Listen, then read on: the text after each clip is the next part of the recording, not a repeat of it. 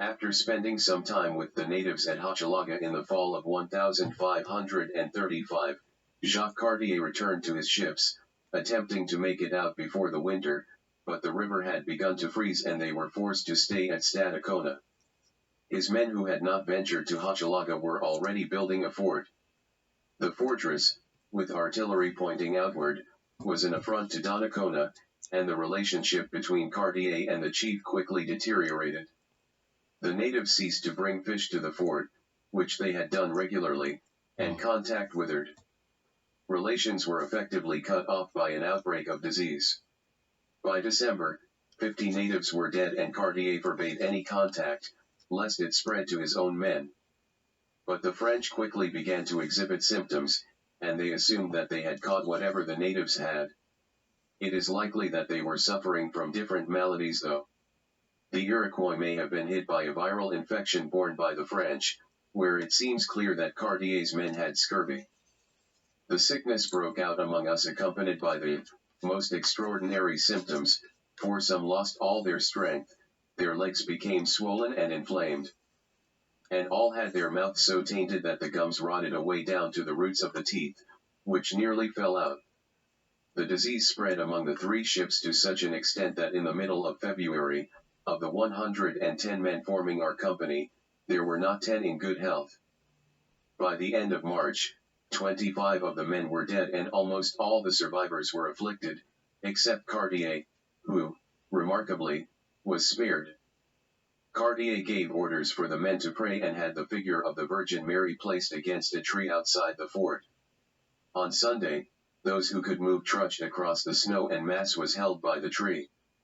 They sang the 7 Psalms of David and prayed to the Virgin that her Son would have pity on them.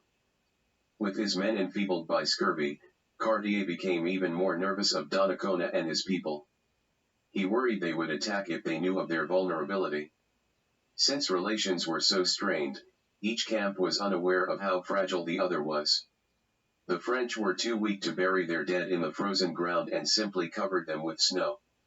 When natives came near the fort, Cartier put on an elaborate charade, in an attempt to demonstrate their vigorous health.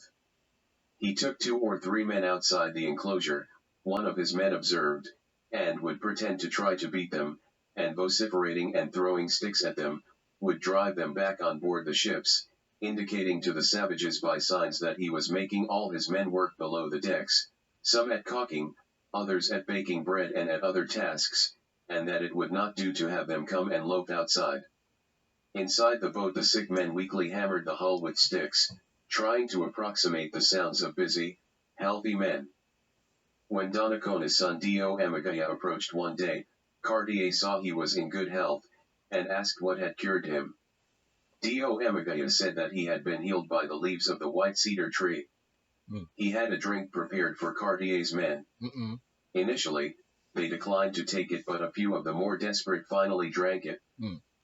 As soon as they had drunk it they felt better, Cartier wrote, which surely must be ascribed to miraculous causes, for after drinking it 2 or 3 times they recovered health and strength and were cured of all the diseases they had ever had. When this became known, there was such a press for the medicine that they almost killed each other to have it first, so that in less than 8 days a whole tree as large and as tall as any I ever saw was used up, and produced such a result that had all the doctors of Louvain and Montpellier been there, with all the drugs of Alexandria, they could not have done so much in a year as did this tree in 8 days. This miraculous cure was credited to God rather than the Iroquoians. At that time so many were down with the disease that we had almost lost hope of ever returning to France, when God in his infinite goodness and mercy had pity upon us, Cartier wrote. Capture of Donnacona. Repeat the slang.